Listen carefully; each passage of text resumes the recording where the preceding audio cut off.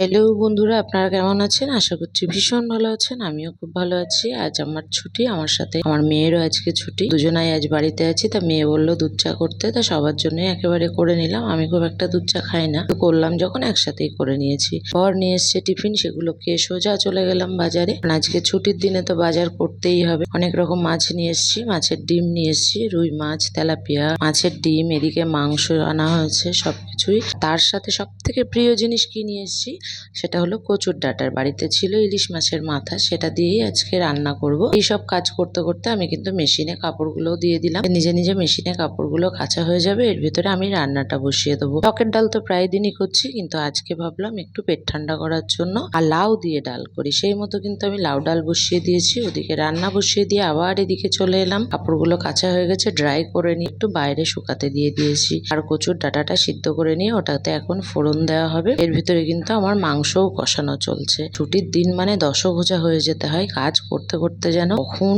সন্ধে হয়ে যায় বুঝতেই পারি না। আর কচুর ডাঁটা রান্নাও হয়ে গেল। আমি ইলিশ মাছের মাথাটা খুব একটা গুঁড়ো গুঁড়ো করে দিইনি, কেউ তাহলে সেইভাবে খেতে পারবে না, একটু গোটা গোটাই রেখেছি। কচুর ডাঁটাটা কিন্তু আমার রান্নাও হয়ে গেল এবং মাছগুলো গোটা গোটাই আছে, আপনারা দেখতেই পাচ্ছেন। কারণ একদম গুঁড়ো করে দিলে আমার মেয়ে বা আমার বর একটুও খেতে পারবে না। দেখুন দেখতে কি দারুণ লাগছে। প্রায় আমার স্নান করতে 4টে বেজে গেছে, এখন খেতে বসেছি। তৃপ্তি সহকারে আজকে ছুটির দিনের খাওয়াটা খাচ্ছি, দারুণ লাগছে। টাটা, ভালো থাকবেন।